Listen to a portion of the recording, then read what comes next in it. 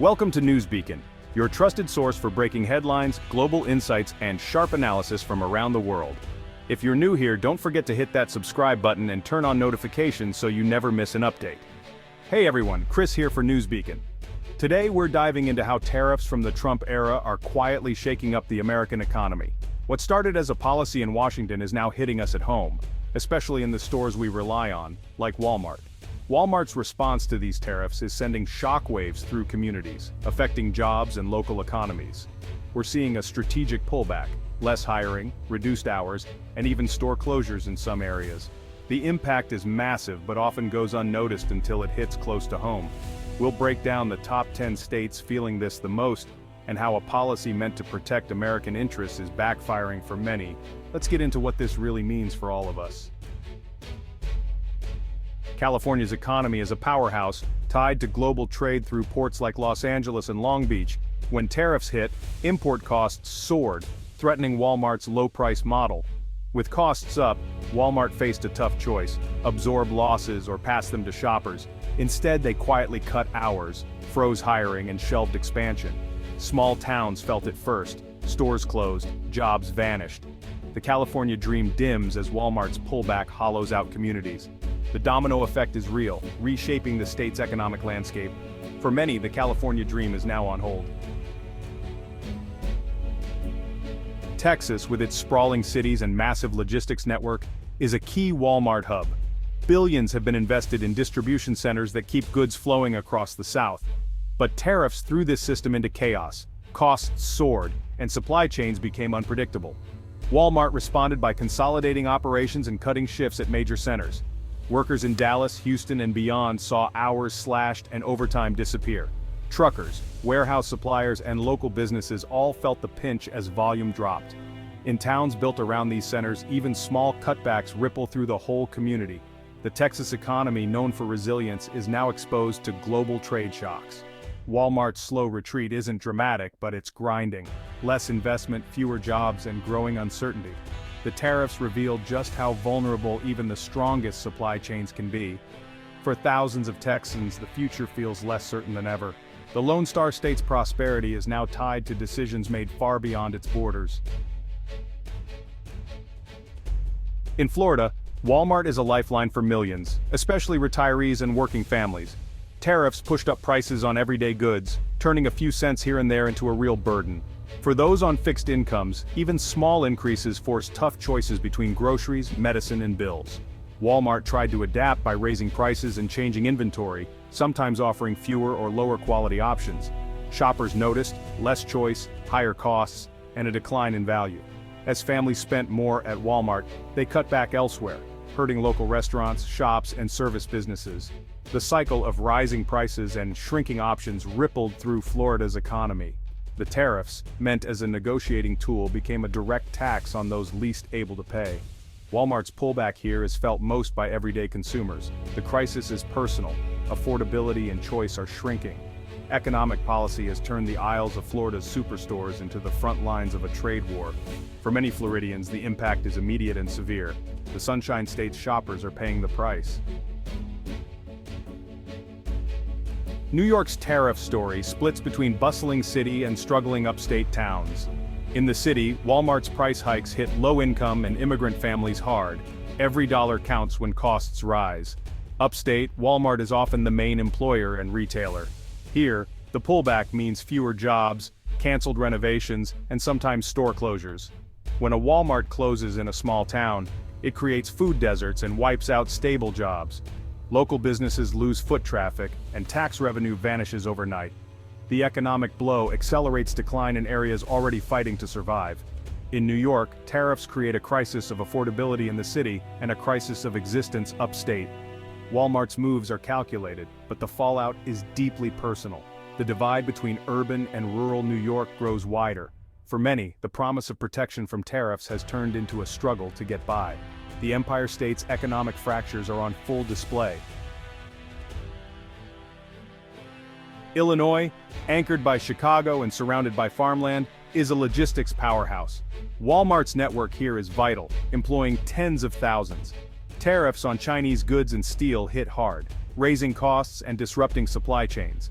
Walmart streamlined operations, cut hiring, and consolidated shipments. This meant fewer jobs, less work for truckers, and shrinking business for local suppliers. Illinois farmers, especially soybean growers, faced retaliatory tariffs abroad. The state's interconnected economy felt the strain at every level, from farm to warehouse to store. In smaller towns, even a handful of lost jobs at Walmart can be devastating. The Prairie State's economic fabric is fraying as Walmart's pullback signals deeper trouble. The ripple effect is clear. Tariffs have strained the entire system. Pennsylvania's proud industrial legacy now relies heavily on Walmart for stable jobs. Tariffs were supposed to help steel, but most goods in Walmart's supply chain were hit instead. Distribution centers in places like Bethlehem saw costs surge, forcing tough choices. Workers faced reduced hours, fewer full-time positions, and lost overtime. The promise of a steady career faded, replaced by job insecurity and burnout. Local economies suffered as families cut spending and struggled to pay bills. The optimism of protecting industry was overshadowed by immediate financial strain. Walmart's pullback destabilized communities already on edge. For many in Pennsylvania, the trade war is a direct threat to their livelihoods. The Keystone State's workers are caught in the crossfire. Ohio, at the heart of America's industrial belt, hoped tariffs would revive manufacturing. Instead, they raised costs for local producers and triggered retaliatory tariffs on agriculture. Walmart, deeply tied to both sectors, faced rising costs and supply chain chaos. The company froze hiring, canceled expansions, and scaled back distribution. Industrial towns saw hopes for a comeback dashed by retail instability. Communities found themselves hurt by the very policies meant to help. The result: winners and losers within the same towns and widespread disruption. Walmart's retreat is a symptom of this economic contradiction. For Ohioans, the path to security is more uncertain than ever. The double bind is real, and it's reshaping the Buckeye State. Georgia's economy thrives on logistics, with Atlanta and the Port of Savannah at its core. Tariffs drove up costs and created bottlenecks at the port, disrupting Walmart's southeastern supply chain. The company paused new investments, slowed hiring, and rerouted shipments to avoid congestion. This meant less work for truckers, warehouse staff, and port workers. Local economies built around logistics felt the slowdown immediately. The state's high-performance economic engine was choked by trade war friction. Walmart's pullback sent shockwaves through Georgia's logistics sector. The ripple effect reached every business tied to the flow of goods. For workers and communities, the anxiety and stalled growth are real. Georgia's prosperity is now jammed by policies made far away. North Carolina's economy relies on both agriculture and retail, two sectors hit hard by tariffs. Retaliatory tariffs crushed pork and poultry exports, hurting farmers statewide. Walmart, facing higher import costs, raised prices and slowed investment. Planned expansions and hiring were put on hold. The squeeze hit both rural producers and urban consumers. Farmers earned less, spent less, and local economies shrank. The symbiotic relationship between Walmart and North Carolina's producers was strained. The trade war created a vicious cycle of falling incomes and rising prices. Walmart's pullback deepened the anxiety, leaving many wondering when stability would return.